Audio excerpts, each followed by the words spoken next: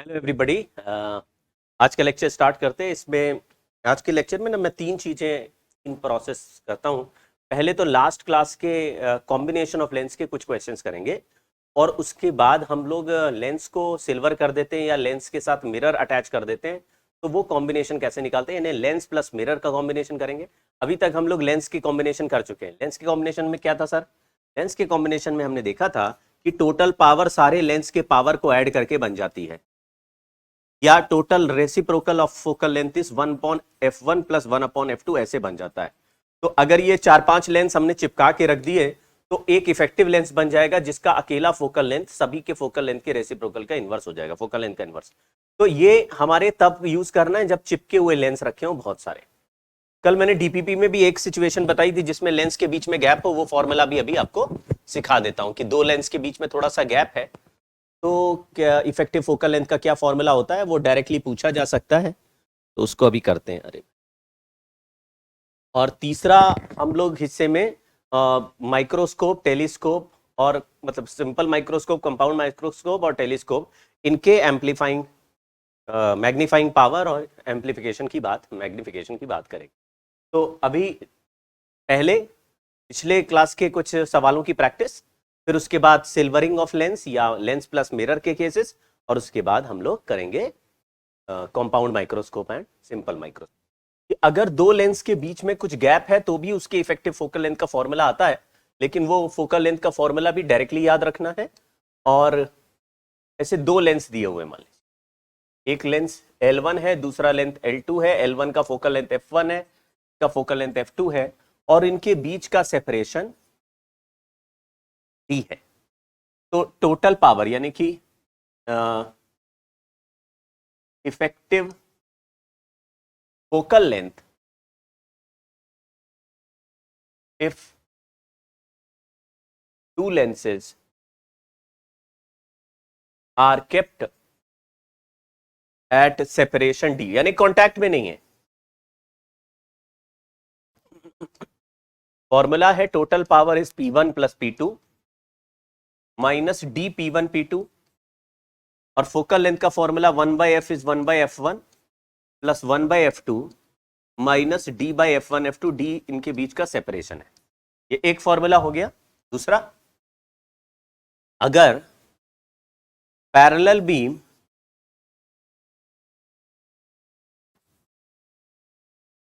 Is incident on lens 1 goes as parallel beam after crossing L2।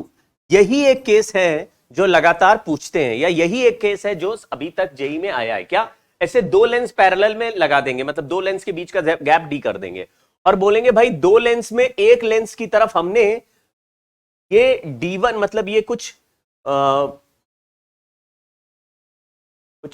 X1 diameter का एक रे भेजा, और पैरेलल बीम भेजने के बाद देखा कि दूसरे लेंस से निकलने के बाद ये पैरेलल ही चला गया। ऐसा ही सवाल, पैरेलल रे इंसिडेंट किया और पैरेलल चला गया, लेकिन इसका डायमीटर बदल के X1 से X2 हो गया। तो दो सवाल पूछते हैं कि फाइंड D का वैल्यू, तो D का वैल्यू हो जाएगा हमेशा F1 प्लस F2। अगर एक कन्वर्जिंग और एक डाइवर्जिंग लेंस है तो F1 माइनस मतलब एक का फोकल लेंथ प्लस हो जाएगा, एक का माइनस हो जाएगा, तो आंसर F1 माइनस F2 आ जाएगा। लेकिन आपका आंसर है F1 प्लस F2। कैसे? पैरेलल बीम को कहां कन्वर्ज करेगा ये लेंस? फोकस पे करेगा। इसका मतलब है ये लाइट रे कन्वर्ज होने के बाद फोकस पे आनी चाहिए, और फिर से सेकेंड लेंस से पैरेलल बीम बनानी है, यानी कि ये जो यहां जो फोकस बना है ये इसके भी फोकस ही होना चाहिए, क्योंकि ऑब्जेक्ट अगर फोकस में रखते हैं तो फाइनल इमेज इंफिनिटी पे बनता है। तो पहले वाले ने फोकस अपने फोकस पे रखा, यानी ये डिस्टेंस F1 हो गया, और दूसरे वाले का भी वही पॉइंट फोकस होना चाहिए, यानी कि दूसरे लेंस से भी डिस्टेंस F2 होना चाहिए, और F1 और F2 मिला के ये सेपरेशन D हो गया। तो D का वैल्यू F1 प्लस F2 आ गया। दूसरा, अगर दो सिमिलर ट्राइंगल देखो तो यहां पे एंगल बराबर है, इसका मतलब है X1 upon F1 is equal to X2 upon F2। तो अगर यह पूछा जाए कि नया बीम का थिकनेस कितना, इधर से थिकनेस X1 था, F1 पे कन्वर्ज हो गया, फिर इधर से X2 हो गया, तो ऐसा लिख सकते हैं x1 upon f1 is equal to x2 upon f2। ये हमारे दो रिजल्ट हैं जिनको आपको इस सवाल के लिए ध्यान से सॉल्व कर लेना है, क्योंकि ये सवाल ही सबसे ज्यादा बार पूछा गया है। सिंपल ऐसा ही सवाल आता है कि पैरेलल बीम भेजा तो दो लेंस से क्रॉस होने के बाद वापस पैरेलल ही जा रहा है, इस पर्टिकुलर केस में सेपरेशन डी कितना होगा, सीधा f1 प्लस f2 कर दो।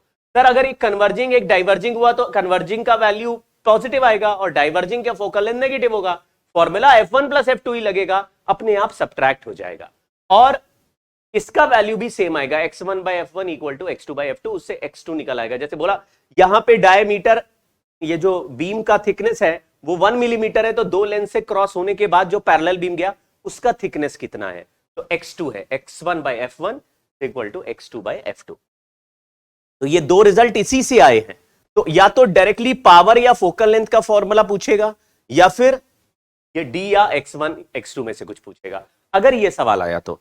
यही सवाल सबसे ज्यादा पूछा गया, इसलिए मैंने स्पेशली यही सवाल का प्रैक्टिस करा दिया आपका। दूसरा, अगर इसमें यह दे दिया जाए कि ऑब्जेक्ट यहां रखा है और इमेज बताओ, तो फिर आपको कॉम्बिनेशन करने की जरूरत नहीं है। ऑब्जेक्ट यहां रखा है, इमेज बताओ के लिए कॉम्बिनेशन नहीं करेंगे, मतलब ये वाला फोकल लेंथ का फॉर्मूला नहीं लगाएंगे। फिर पहला ऑब्जेक्ट जो भी दिया है उससे एक इमेज बनाएंगे और वो जो इमेज है दूसरे लेंस के लिए ऑब्जेक्ट हो जाएगा। तो पहला इमेज पहला लेंस बनाएगा और उस वही image will act as object for second lens. तो for image formation solve 1 by v minus 1 by u equal to 1 by f for each lens, यानी दो बार सॉल्व करना, ये कॉम्बिनेशन में मत घुसना। each lens image made by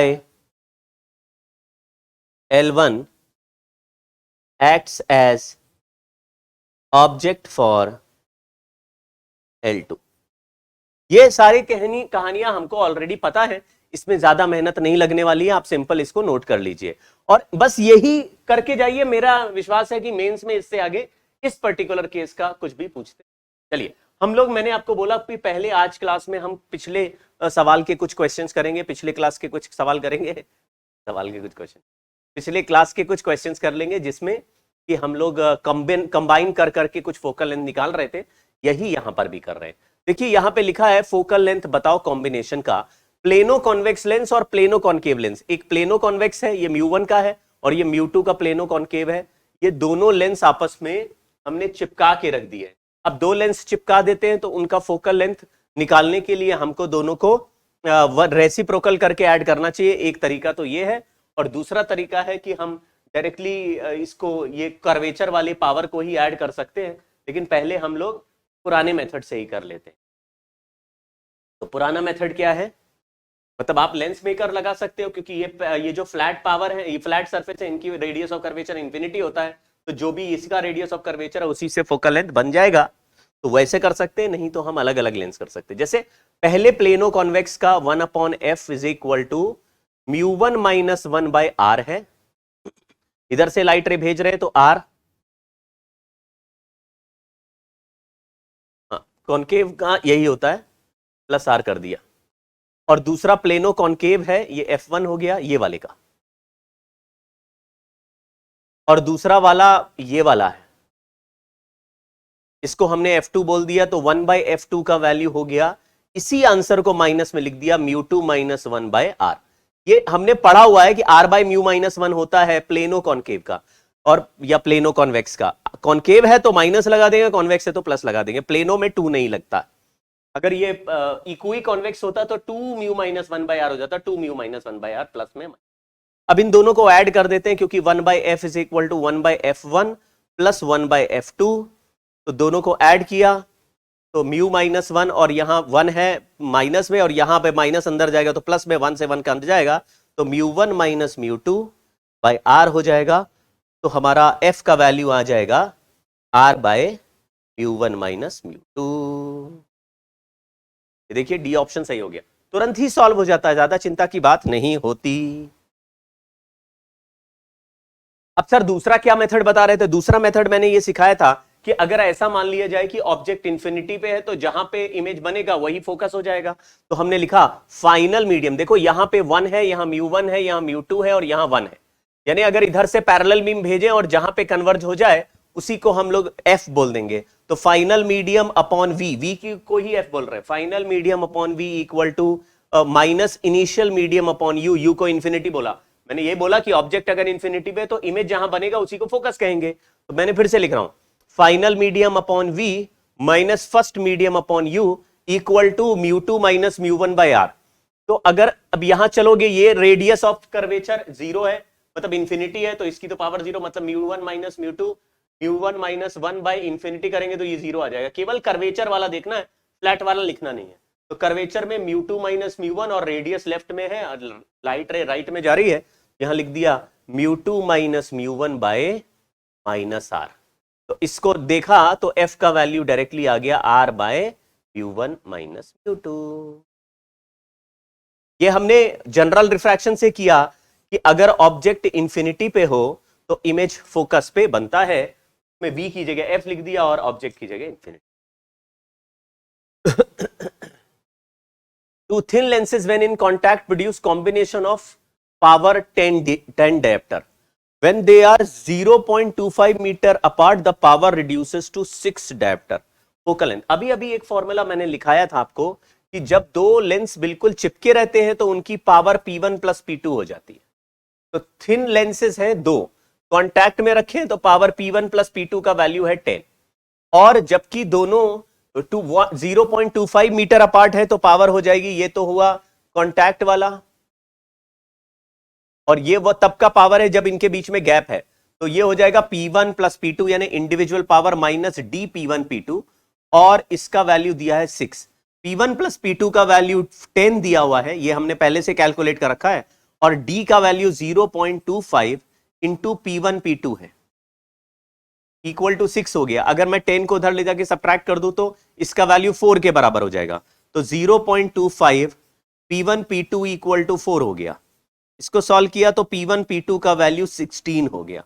अब मुझे P1 प्लस P2 भी पता है और P1 P2 भी पता है, तो हम लोग जैसे एक बार क्वाड्रेटिक टाइप का कुछ सॉल्व कर सकते हैं कि P1 माइनस P2 का whole square is equal to P1 plus P2 का whole square minus 4P1 P2, ऐसा लिख सकते हैं।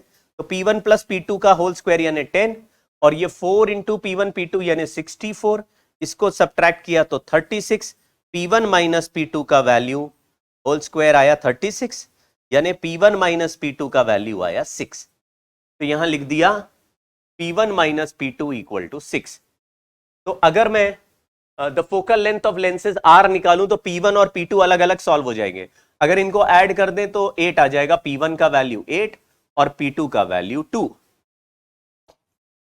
यानी कि फोकल लेंथ F1 आ जाएगा 1/8 और F2 का वैल्यू आ जाएगा, या 100/8 कर देते हैं और 100/2 कर देते हैं। अगर सेंटीमीटर में चाहिए, मीटर में चाहिए तो 1/8 और 1/, क्योंकि मीटर में ऑप्शन लिखा है तो मैं 100 हटा देता हूं तो 0 हटा देता हूं। हाँ, अब लिख देते 1/8 एंड 1/2 मीटर। मीटर, टिंग टिंग, आंसर आ गया। बहुत ही सिंपल क्वेश्चन है, डायरेक्ट फॉर्मूला बेस्ड ही होता है। आपको इसमें कोई ऑब्जेक्ट इमेज का सवाल नहीं पूछता, आपको चिपके हुए लेंस में डायरेक्टली पावर ऐड कर देनी है, और दूर दूर लेंस है तो ये वाला फॉर्मूला लगाना है, फोकल लेंथ में इसका रेसिप्रोकल लगाना है। बहुत सिंपल सवाल होते हैं, देखिए 97 में पूछा भी गया है। एक और कॉम्बिनेशन का क्वेश्चन कर लेते हैं। लिखा हुआ diverging lens has a magnitude of focal length 25 centimetre placed at a distance 15 centimetre from converging lens, magnitude of 20 centimetre, beam of parallel light falls on diverging lens, final image is form. अब यहां पे पहले diverging lens लगा देता हूं मैं, और उसके बाद एक कन्वर्जिंग लेंस लगा देता हूं। इनके बीच का सेपरेशन लगा देता हूं 15 सेंटीमीटर, क्योंकि लिखा है कि लाइट पहले पैरेलल बीम टकराया डाइवर्जिंग पे, तो इसलिए पहले मैंने लाइट के रास्ते पे डाइवर्जिंग लेंस लगा दिया, उससे 15 सेंटीमीटर दूर कन्वर्जिंग लेंस लगा दिया, और डाइवर्जिंग का फोकल लेंथ 20 सेंटीमीटर है, नहीं इसका 20 सेंटीमीटर है तो प्लस 20 कर दिया, डाइवर्जिंग का 25 सेंटीमीटर है माइनस 25 कर दिया। अब जब डाइवर्जिंग लेंस ऐसे करके डाइवर्ज करता है तो वो अपना इमेज अपने फोकस पे बना देता है, यानी पैरेलल बीम का फोकस पे बनाता है। फोकस इसका 25 सेंटीमीटर पीछे है तो 25 सेंटीमीटर पे बन जाएगा। तो पहले वाले सेकंड वाले लेंस के लिए जिसका फोकल लेंथ 20 सेंटीमीटर है, उसके लिए ऑब्जेक्ट डिस्टेंस -40 हो जाएगा। अब मुझे यह पता चल गया कि ऑब्जेक्ट 2f पे रखा है, ऑब्जेक्ट 2f पे रखा है तो इमेज भी इधर से 2f पे रखेगा राइट साइड में, तो v का वैल्यू आ जाएगा +40। ये हमें डायरेक्टली पता है, ये हमने पहले पढ़ा हुआ है कि अगर ऑब्जेक्ट 2f पे सामने रखो कन्वर्जिंग लेंस के, तो 2f पे ही इमेज राइट साइड में बन जाएगा। तो ये बिना सॉल्व किए ही हम बोल सकते हैं +40, यानी कि राइट साइड में 40 सेंटीमीटर पे इमेज बनना चाहिए। तो इमेज रियल है, 2f पे इधर रखोगे 2f पे उधर बनेगा। ये वाला हमने डिस्प्लेसमेंट मेथड में भी देखा था, इधर 2f पे रखोगे तो उधर 2f पे इमेज बनेगा, नहीं तो आप लिस्ट याद है आपको। Virtual and distance 40 centimetre convergent lens गलत हो गया। Real at distance 40 centimetre divergent गलत हो गया। Real and distance of 6 centimetre from divergent lens गलत हो गया। Real at distance of 40 centimetre from divergent lens ये सही हो गया। यहां पे हाँ ठीक है, तो 25 और 15 मिलके 40 हो गया टोटल। तो ऑब्जेक्ट डिस्टेंस 40 यानी कि 2f है। ऑब्जेक्ट अगर 2f पे हो तो इमेज भी 2f पे होगा, लेकिन ऑब्जेक्ट -2f पे हो तो इमेज +2f में राइट साइड में बनेगा कन्वर्जिंग लेंस से 40 सेंटीमीटर से, तो ज्यादा दूर हो जाएगा, इससे 55 हो जाएगा अगर डाइवर्जिंग लेंस से निकालें। चलिए, a convex lens is contact with concave lens, magnitude of ratio of focal length is 3/2, their equivalent focal length is 30 centimeter. What is their individual focal length? यानी 1/f1 plus 1/f2 is 1/30। एक तो ये हो गया, और 1/f1 plus 1/3, या ऐसे कर दे 1/f2 और 3f2/2। तो एक f1/f2 का वैल्यू हमने लिख दिया 3/2 है, ratio of their focal length is 3/2, तो यहां पे ऐसे मल्टीप्लाई कर दिया, तो f1 की जगह 3f2/2 लिख के 1/30।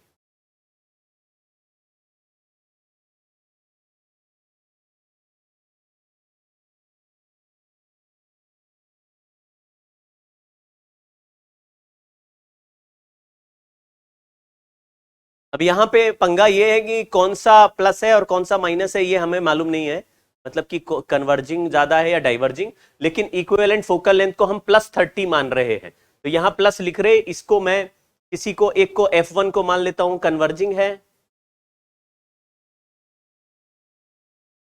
और f2 को मान लेता हूं डाइवर्जिंग है। तो ऐसे f1 अपॉन -f2 इज 3/2, क्योंकि मैग्नीट्यूड का रेशियो दिया हुआ है, तो f1 पॉजिटिव है, f2 खुद नेगेटिव है, तो नेगेटिव को पॉजिटिव कैसे बनाया हमने, उसमें माइनस साइन लगा दिया, f1 अपॉन -f2 इज 3/2, तो यहां पे f1 की जगह -3f2/2 लिख दिया, और इसको थोड़ा सॉल्व कर लेते हैं।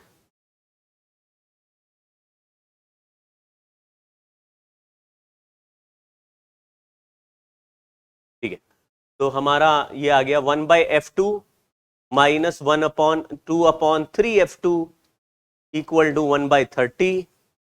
तो थोड़ा सॉल्व करते हैं, तो ये 3/3f2 1/3f2 यानी 1/3f2 इक्वल टू 1/30। f2 का वैल्यू आया 10 सेंटीमीटर, तो f1 का वैल्यू आया -15 सेंटीमीटर।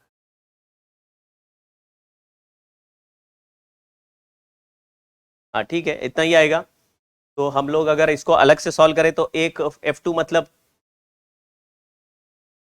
f2 प्लस में आ रहा है, चलो ठीक। तो हमें ये पता नहीं था कि कौन सा कन्वर्जिंग कौन सा डाइवर्जिंग है, तो ये हटा देते हैं। ठीक है, तो ऐसा हो गया कि एक फोकल लेंथ हो गया +10, f2 का वैल्यू है +10 और f1 का वैल्यू है -15। इसको अलग से भी सॉल्व करके देखें तो 1/10 + 1/-15 करेंगे, तो आंसर ये LCM 30 हो गया, यहाँ पे 3/30 - 2/30, तो ये आ गया 1/30। तो हमारा f इफेक्टिव भी सॉल्व होके आ रहा है। तो यही वाला कॉम्बिनेशन ठीक है, +10 -15 ये वाला। अगर हम -10 + 15 वाला लेंगे तो हमारा नेगेटिव -30 आएगा focal length, which will not be correct, और ये दो ऑप्शन तो गलत है। ये एक बहुत बढ़िया क्वेश्चन है, जेईई एडवांस का आया हुआ सवाल है। इसमें क्या कर दिया, मिरर को ऐसा टिल्ट कर दिया है। तो आपको पुराना कॉन्सेप्ट एक याद करना होगा कि जैसे आप याद करो, हमने एक बार प्लेन मिरर का सवाल करते थे कि एक इंसिडेंट रे हमने प्लेन मिरर पे इंसिडेंट किया और इस प्लेन मिरर को थीटा एंगल टिल्ट कर दिया। तो आपको याद होगा कि प्लेन मिरर को अगर थीटा एंगल टिल्ट कर दो तो नॉर्मल भी थीटा एंगल ही टिल्ट हो जाता है, यानी पुराने नॉर्मल से नया नॉर्मल थीटा एंगल टिल्ट हो जाएगा। तो जो इंसिडेंट एंगल है, इंसिडेंट रे का एंगल ऑफ इंसिडेंस है, वो भी थीटा एंगल बढ़ जाएगा। तो रिफ्लेक्टेड रे का जो डायरेक्शन है वो पुराने रिफ्लेक्टेड रे के डायरेक्शन से 2 थीटा एंगल चेंज हो जाएगा। ये आपको पुराना कॉन्सेप्ट याद होगा, अगर नहीं याद है तो पहला वाला रिवाइज कर लेना। कुछ वही चीज यहां पे लगानी है, याद रखिएगा।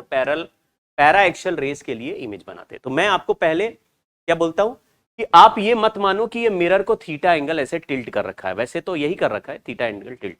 अगर ये टिल्ट नहीं होता तो इमेज कहां बनेगा वो निकाल लेंगे और फिर हम लोग थीटा एंगल टिल्ट करके फाइनल रे को 2 थीटा एंगल टिल्ट कर देंगे, यानी यहां से रे आएगा। अभी मैं सिखा देता हूं।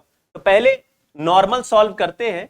ये ऑब्जेक्ट है, ये -50 पे रखा, पीछे 50, ये ओरिजिन है 0,0 और एक ऑब्जेक्ट -50 पे रखा है और यहां से रे ऐसे आ रहे हैं। फोकल लेंथ इसका +30 है। तो अगर मैं लेंस के लिए सॉल्व करूं तो इमेज डिस्टेंस बनेगा UF/U+F।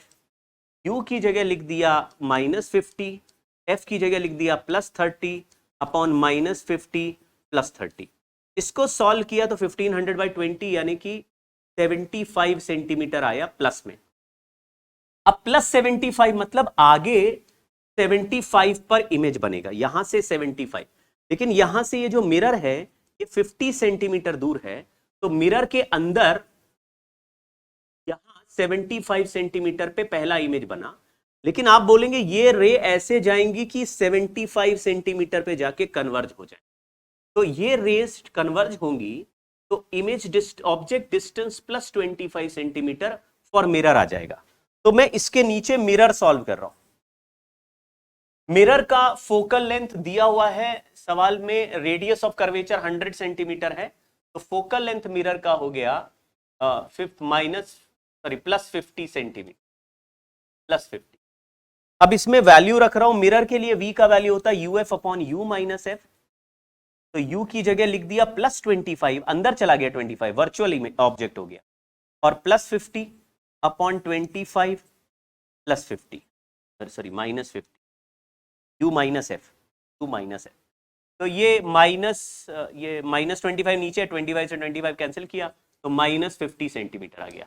अगर मिरर के अंदर पॉजिटिव होता है तो मिरर के लेफ्ट में नेगेटिव होगा, तो -50 यानी कि यहां लेंस के पास में ही इमेज बनेगा 50 सेंटीमीटर वापस पे, यानी कि ये लाइट रे टकराने के बाद कन्वर्ज होके यहां 50 सेंटीमीटर पे मीट करनी चाहिए। अब इतनी सिचुएशन समझने के बाद इस मिरर को ऐसा टिल्ट कर दीजिए। तो हमने क्या किया कि ये जो लेंस है ये अपने से 50 सेंटीमीटर दूर इमेज बनाने के लिए लाइट रे भेज रहा था। 50 सेंटीमीटर पे फाइनल इमेज बनना था। इधर से रे आई टकरा के 50। अब इस मिरर को टिल्ट कर दोगे, टिल्ट करने से इसका normal reaction, normal value tilt हो जाएगा। तो हमने जब मिरर को ऐसे थोड़ा साइड में टिल्ट कर दिया तो सोचिए इधर से जो रे आ रही थी वो टकरा के 50 सेंटीमीटर पे इमेज बना रही थी। अब रे जो जा रही हैं वो अभी भी इधर से ऐसे ही जा रही हैं, ऐसे ही जा रही, लेकिन नॉर्मल अगर थीटा एंगल टिल्ट हो जाए तो ये जो रिफ्लेक्टेड रेज हैं ये अपने ओरिजिनल डायरेक्शन से 2 थीटा एंगल टिल्ट होके और 50 सेंटीमीटर पर ही मर्ज हो जाएंगी। तो मैं फिर से कोशिश करता हूं, अगर ये मिरर सामने है तो रे का इमेज यहां 50 सेंटीमीटर पे फाइनल इमेज I2 बनना चाहिए था, लेकिन मिरर को अगर थीटा एंगल टिल्ट कर देंगे तो यहां से आती हुई रे थीटा एंगल टिल्ट हो जाएगी। तो रिफ्लेक्टेड रे भी थीटा एंगल ऐसे इधर से आई थी रे और इधर से वापस लौट के इमेज बना रही थी। अब ये रे जाएगी लेकिन इस डायरेक्शन में चली जाएगी। तो यहां पे जो इमेज 50 सेंटीमीटर पे बनता था वो अभी भी 50 सेंटीमीटर पे ही बनेगा, लेकिन कितना एंगल ओरिजिनल पाथ से टिल्ट हो जाएगा? 2 थीटा, क्योंकि अगर मिरर को थीटा टिल्ट करते हैं तो reflected ray 2 theta angle tilt होके यहां पहुंच जाता है। तो मैंने देखा कि मिरर से 50 सेंटीमीटर दूर इमेज है, लेकिन वो इमेज का 60 डिग्री का एंगल बन गया। तो मतलब फाइनल इमेज मिरर से 60 डिग्री पे बन रही है 50 सेंटीमीटर, और यहां से ये जो लेंस है ये यहां से 50 सेंटीमीटर ही दूर है। तो मैंने इधर से परपेंडिकुलर ड्रॉप किया तो ये 50 cos 60 हो गया और ये 50 sin 60 हो गया। तो यानी y कोऑर्डिनेट भी आ जाएगा और x, ये ओरिजिन है तो ओरिजिन से डिस्टेंस लेंगे तो ये पूरा 50 है, तो 50 माइनस 50 cos 60 ये x का वैल्यू आ जाएगा। तो x कोऑर्डिनेट हो गया 50 माइनस 25 यानी 25 और y कोऑर्डिनेट हो गया 50 sin 60 यानी 25√3। तो हमारा जो पोजीशन ऑफ इमेज आया, पोजीशन ऑफ इमेज वैसे 50 सेंटीमीटर फ्रॉम द मिरर है, लेकिन उसके कोऑर्डिनेट्स आए 25 अप और 25√3 सेंटीमीटर। ठीक है, तो ये एक सिचुएशन आपको समझ में आ गई कि कोई भी मिरर को सामने से जितना एंगल टिल्ट कर दोगे, आने वाले रे उसका डबल एंगल पे टिल्ट होके फाइनली उसी डिस्टेंस पे इमेज बना देंगे जहां नॉर्मली बनाते थे।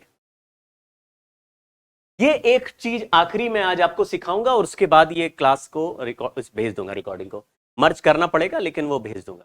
ठीक है, चलिए सिल्वरिंग ऑफ लेंस में मैंने क्या सीखा कि अगर हम किसी मिरर को, मतलब ये कॉन्सेप्ट जो है लेंस प्लस मिरर है, लेंस प्लस मिरर, और लेंस प्लस मिरर में एक लेंस लिया और उसका पीछे का सरफेस सिल्वर कर दिया, तो आप ये कह सकते हैं कि ये प्लेनो कॉन्वेक्स लेंस है और इसमें एक पीछे का सरफेस सिल्वर्ड है, यानी कि ये plano convex lens plus concave mirror हो गया। हाँ सर, ये भी समझ में आ रहा है कि आप अगर सिल्वर कर दे मतलब लेंस लगा दी, लेंस के पीछे मिरर लगा दिया।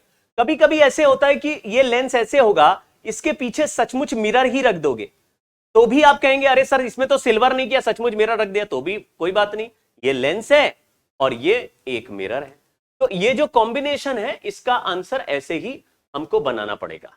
अब तरीका देखना कि करना क्या है, क्योंकि जब लाइट रे हम भेजेंगे तो लाइट रे लेंस को क्रॉस करके मिरर से टकरा के वापस आएगा, यानी ऐसे टकरा के वापस आएगा।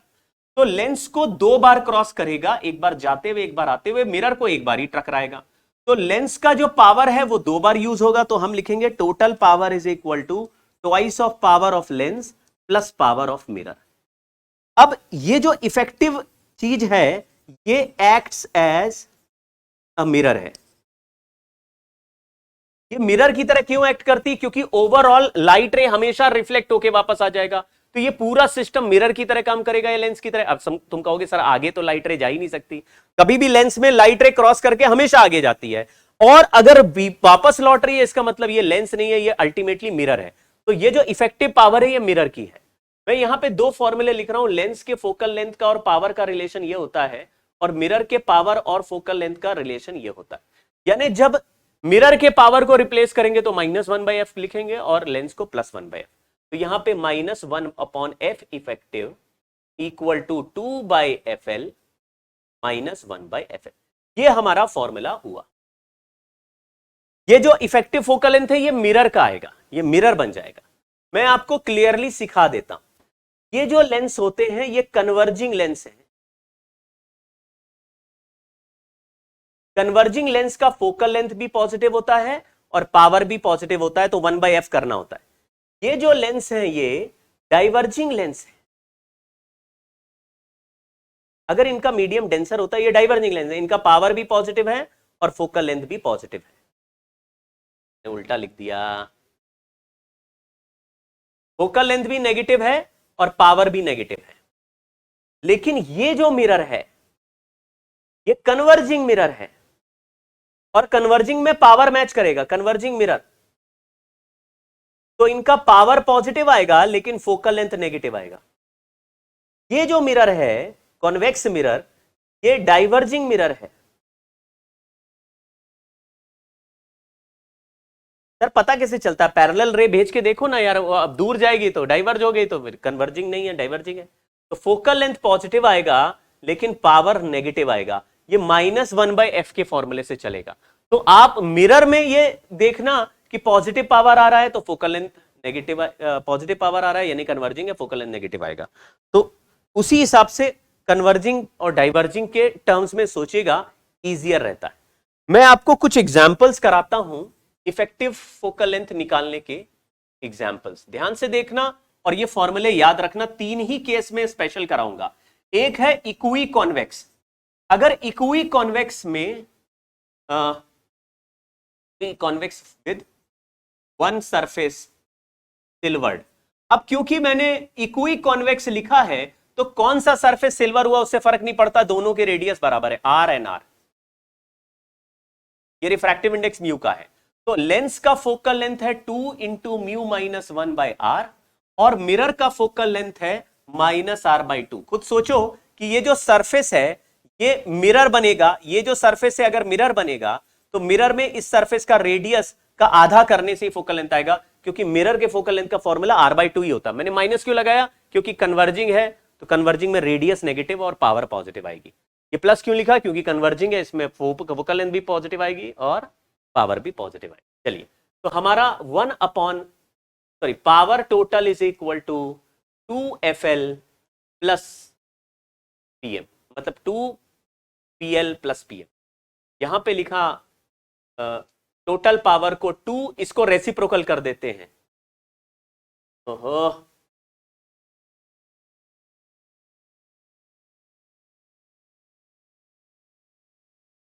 r/2 म्यू माइनस 1/f थोड़े ले लिख रहे हैं, यहां पे लिख दिया 2 into 2 mu minus 1/r, reciprocal कर दिया, -1/r/2, ये 2/r।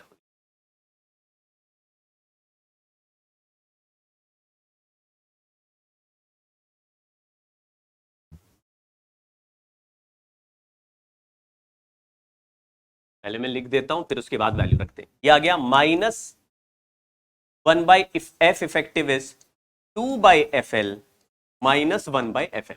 अब इसमें जो भी वैल्यूज हैं उनको हम साइन के साथ रखते जाएंगे। FL की जगह लिखा r/2 म्यू माइनस 1, तो 2 mu minus 1/r -1/FM, FM की जगह लिख दिया -r/2।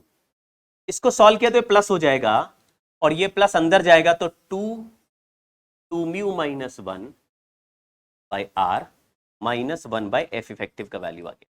F इफेक्टिव का आंसर आया r/2 2 म्यू माइनस, ये माइनस आ रहा है, ये कन्वर्जिंग आंसर है, कन्वर्जिंग मिरर है। कन्वर्जिंग मिरर यानी कॉनकेव मिरर की तरह काम करेगा, कॉनकेव मिरर। इस रिजल्ट को याद करने की कोशिश करना, याद हो गया तो ठीक, नहीं तो ऐसे ही सॉल्व करना पड़ेगा एग्जाम में। दूसरा एग्जाम्पल है plano convex with convex surface silvered. Plano convex, ये कॉन्वेक्स सरफेस सिल्वर कर दिया तो आप कहेंगे एक तो प्लेनो कॉन्वेक्स लेंस हो गया और इसी रेडियस ऑफ कर्वेचर का एक मिरर हो गया। अगर ये रेडियस ऑफ कर्वेचर r है, ये वाला r है, तो ये भी r ही हो जाएगा। तो लेंस का फोकल लेंथ का फॉर्मूला r/μ-1 होता है और मिरर का फोकल लेंथ का फॉर्मूला -r/2 हो जाएगा। अब यहां वैल्यू रख रहे हैं, total power is 2PL plus PM, यानी -1/f effective is equal to 2 into 1/FL -1/FM। अब वैल्यूज रख रहे हैं, 2/FL, FL की जगह लिख दिया म्यू माइनस 1/r और -1/FM की जगह लिख दिया 1/-r/2। माइनस माइनस प्लस हो जाएगा तो -1/f इफेक्टिव का answer 2 mu minus 2 plus 2/r से 2 कट गया, f इफेक्टिव का वैल्यू -r/2 म्यू हो जाए। माइनस का मतलब है कॉनकेव मिरर की तरह ये काम करे, कॉनकेव यानी कन्वर्जिंग मिरर की तरह करेगा कॉन्केव मिरर जिसका फोकल लेंथ नेगेटिव आता है वैसे नेगेटिव होगा r/2 म्यू। तो ये दो आंसर हो गए। अगर इक्वी कॉन्वेक्स को करा तो r/2 2 म्यू -1 और यहां पे r/2 म्यू। ठीक है। तीसरा और सबसे इंपॉर्टेंट केस है plano convex lens with plane surface silvered. Plane surface silvered ये सबसे इंपॉर्टेंट केस है इसका। देख लो आप, एक प्लेनो कॉन्वेक्स लेंस है और प्लेन सरफेस सिल्वर्ड कर दिया तो आपको लगेगा एक तो लेंस हो गया और एक प्लेन मिरर हो गया। याद रखिए प्लेन मिरर का रेडियस ऑफ कर्वेचर इंफिनिटी होता है यानी इसकी पावर 0 हो जाएगी। तो जो लेंस का फोकल लेंथ है वो तो हमें पता है r/μ -1। तो हमारा टोटल पावर का आंसर होता था 2pl + pm। इसको लिखा -1/f effective is equal to 2/fl -1/fm। -1/fm कर दिया 0 क्योंकि रेडियस ऑफ कर्वेचर इंफिनिटी है, इंफिनिटी रखेंगे यहाँ पे r/2 में तो ये 0 हो जाएगा। तो f इफेक्टिव का वैल्यू आ गया -fl/2। इसका मतलब है जो भी लेंस का फोकल लेंथ है उसी को डबल कर दो तो -r/2 म्यू। मैं फिर से बता देता हूं कि अगर प्लेन सरफेस सिल्वर्ड कर दिया, if plane surface is silvered then focal length of effective focal length of mirror will be half of focal length of lens. तो ये बहुत ही जबरदस्त रिजल्ट है, इसको हम तुरंत अपने काम के लिए यूज कर लेंगे क्योंकि ऑब्जेक्टिव सवाल आते हैं उसमें बहुत बार प्लेनो कॉन्वेक्स मिरर ऐसे सिल्वर कर देता। देखिए सवाल कैसे जल्दी सॉल्व करना है, फटाफट करते हैं। लिखा point object is placed at a distance 20 centimetre from thin plano convex lens of focal length 15 centimetre. तो यहां पे फोकल लेंथ 15 सेंटीमीटर और प्लेन सरफेस को सिल्वर कर दिया। तो जैसे ही सिल्वर किया मिरर का फोकल लेंथ -fl/2 लिख देना है यानी -15/2 लिख देना है यानी 7.5 सेंटीमीटर माइनस में हो गया हमारा मिरर का फोकल। मतलब ये जो इफेक्टिव है अब ये कॉन्केव मिरर की तरह है जिसका फोकल लेंथ 7.5 सेंटीमीटर है।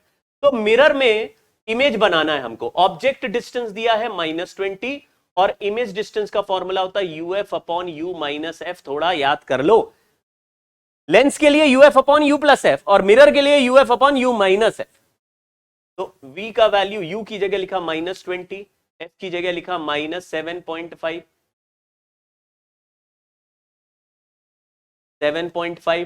डिवाइडेड बाय -20 और माइनस पे माइनस लगाया तो +7.5। ये हो गया -20 इंटू -7.5 डिवाइडेड बाय -12.5।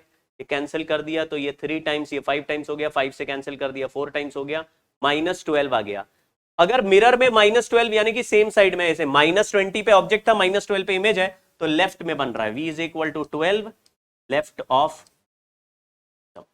सिस्टम लिखा है क्योंकि अब ये मिरर की तरह, लेंस की तरह काम नहीं करेगा, अब ये मिरर की तरह काम करेगा। लेकिन लेफ्ट ऑफ मिरर लिखते तो लोग कंफ्यूज हो जाते हैं कि सर मिरर कहां है, तो लेंस में सिल्वर किया हुआ है। तो आप लोगों को कोई कंफ्यूजन नहीं हो इसलिए सिस्टम लिखा है सवाल में। क्वेश्चन कितना सिंपल है, जैसे ही मैंने देखा प्लेन सरफेस सिल्वर किया वैसे ही लेंस के फोकल लेंथ को आधा करके नया मिरर बना दिया और मिरर का फॉर्मूला लगा दिया, तुरंत हो जाएगा सॉल्व। देखिए ध्यान से, ये सवाल एडवांस का, ये इस तरह का सवाल एडवांस में बहुत पूछते हैं, मेंस की औकात के हिसाब ये सवाल थोड़ा बड़ा है लेकिन हम इसको जल्दी जल्दी करेंगे, मतलब हम लोग थोड़ा सा शॉर्टकट मारेंगे तो हमारा आंसर आने लगेगा। पहला, इसमें लेंस जो दिया है कॉन्वेक्स लेंस है, ये इक्वी कॉन्वेक्स लेंस हमको मानना पड़ेगा क्योंकि दोनों सरफेस एक जैसे ही है दिए हुए हैं। तो इक्वी कॉन्वेक्स लेंस और इसका 1.5 का रिफ्रैक्टिव इंडेक्स दिया है। बोल रहा है इसके नीचे ये मिरर लगाने से यहां सामने ऑब्जेक्ट रखा ए पर तो इमेज भी ए पर ही बन रहा है। अब आपको पता है कि लेंस और मिरर मिलके एक मिरर ही बन जाते हैं, तो ये ऐसा एक मिरर की तरह काम करेगा। अब मुझे बताओ, ऐसा ऑब्जेक्ट रखा ए पर तो इमेज भी ए पर बन रहा है। अगर ये मिरर का फोकल लेंथ एफ है तो ये कहां पे ऑब्जेक्ट रखने से ऑब्जेक्ट इमेज कोइंसाइड करते हैं? आपको याद होगा कॉन्केव मिरर में 2f पे ऑब्जेक्ट रखो तो इमेज सामने 2f पे ही बनता है। तो इसका मतलब ये जो o से a का डिस्टेंस दिया है, 18 सेंटीमीटर, ये मिरर के डबल फोकल लेंथ के बराबर है। तो फोकल लेंथ ऑफ मिरर आ गया -9। देखो सामने है ना भैया, सामने मतलब नेगेटिव, तो -2f पे रखोगे तो -2f में इमेज बनेगा। तो fm का वैल्यू हो गया -9 सेंटीमीटर। 18 सेंटीमीटर पे ऑब्जेक्ट को रखा और ऑब्जेक्ट और इमेज कोइंसाइड कर रहा है, तो ऑब्जेक्ट और इमेज अगर एक ही जगह आ जाए तो आपको बोलना है कि ये -2f पे रखा है। तो जितने डिस्टेंस पे ऑब्जेक्ट है उसी डिस्टेंस पे इमेज बन रहा है, तो -2f पे होगा। तो यानी 18 सेंटीमीटर -2f हो गया, तो f का वैल्यू, इस इफेक्टिव फोकल लेंथ का वैल्यू -9। अभी मैंने आपको सिखाया कि किसी भी लेंस के पीछे अगर प्लेन मिरर लगा दोगे तो देखो, अभी पिछला एग्जांपल देखो, प्लेन मिरर लगा है, प्लेन मिरर लगा है तो जो भी प्लेन मिरर से जो रिफ्लेक्शन के बाद आपको इफेक्टिव दिखेगा वो मिरर के फोकल लेंथ का ही आधा हो जाएगा। सॉरी, लेंस के फोकल लेंथ का आधा मिरर का फोकल लेंथ हो जाएगा। तो अगर मैं लेंस का फोकल लेंथ आपसे पूछूं, मिरर -18 है तो लेंस का फोकल लेंथ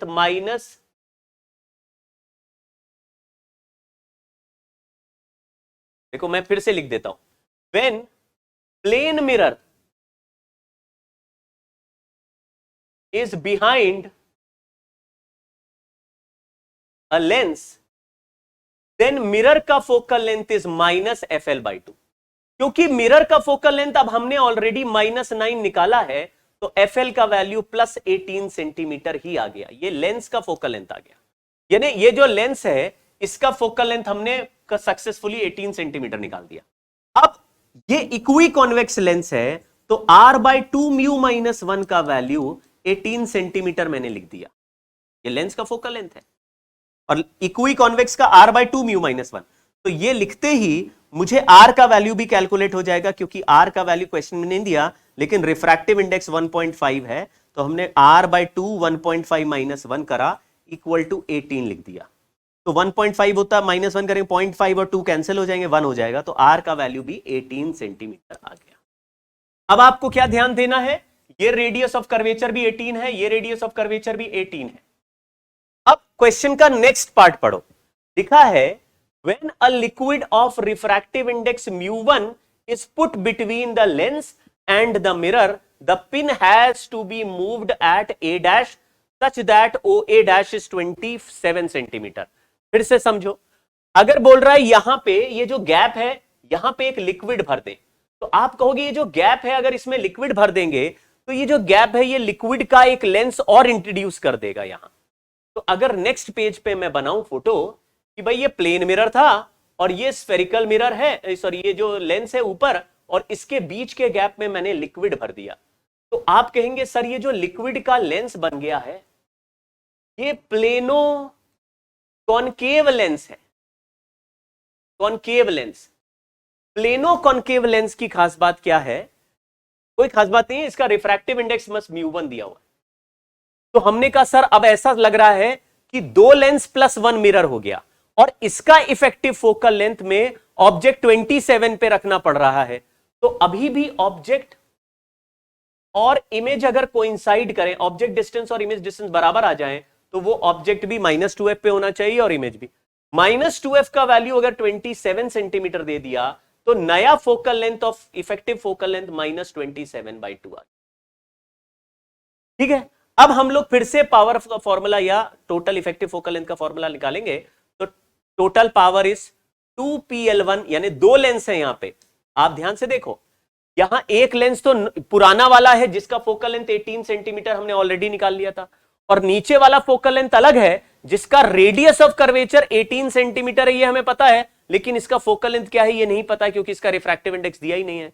तो उसको हम PL2 लिख देंगे, और प्लस मिरर एक ही है तो मिरर का फोकल लेंथ लिख दे, पावर लिख देंगे। लेकिन मिरर तो प्लेन मिरर है, प्लेन मिरर का कोई पावर नहीं होता, 0 कर दिए। तो टोटल को लिखा -1/f effective is 2/FL1 + 2/FL2 0। अब यहां पे एक एक करके वैल्यू लिखते हैं, ध्यान से देखते जाना। -1 ये f का वैल्यू कितना निकाला, -27/2 तो लिख दीजिए, इक्वल टू 2/FL1, FL1 का वैल्यू 18 निकाला था, 2/FL2, FL2 का वैल्यू हमें पता नहीं, लेकिन प्लेनो कॉनकेव है प्लेनो कॉनकेव, ऐसे प्लेनो कॉनकेव होता है, रेडियस ऑफ कर्वेचर एक जगह प्लेन है दूसरी जगह आर है, तो फोकल लेंथ का फॉर्मूला होता minus R by mu minus one. तो हम लोग minus R by mu minus one यहां पे लिख देते हैं, minus R by mu minus one. ये म्यू उसी रिफ्रैक्टिव इंडेक्स का वैल्यू है जिसका लिक्विड है, तो वो म्यू वन है, तो म्यू वन माइनस वन। अब इसको सॉल्व करेंगे तो म्यू वन आ जाएगा, आर का वैल्यू 18 हम निकाल चुके हैं, इसको लिख देते हैं माइनस से माइनस काट, तो 2/27 इज इक्वल टू 2/18, 2/18 और आर ऊपर चला गया माइनस, नहीं आर ऊपर क्यों चला, सॉरी माइनस ऊपर चला गया, -2 म्यू वन माइनस 1/18। अब इसको इधर भेज देते, टू कैंसिल कर देते, 1/27 minus 1/18 is mu one minus 1/18। तो मैं इसको 54 एलसीएम कर देता हूं, 54 यहां हो गया 2, ये -3 equal to mu one minus 1/18। 18 से 54 कैंसिल किया 3 हो गया, 3 से 2 माइनस किया तो -1/3 हो गया।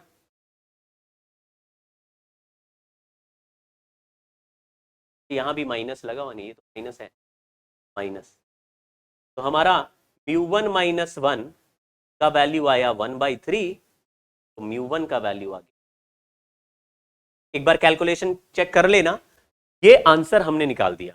कैलकुलेशन थोड़ा बड़ा है, ये सवाल थोड़ा लंबा है, लेकिन ये सवाल ऐसा है, ये जेई एडवांस का सवाल होता है, इस तरह का सवाल जेई एडवांस में बहुत बार आया है, और अपने एनसीईआरटी के एक्सरसाइज में आखिरी सवाल है, ऑप्टिक्स की एक्सरसाइज देखोगे उसका आखिरी सवाल है, ये बहुत ही इंपॉर्टेंट होता है, एनसीईआरटी में आ गया मतलब जेई मेंस में आने का चांस बहुत ज्यादा है।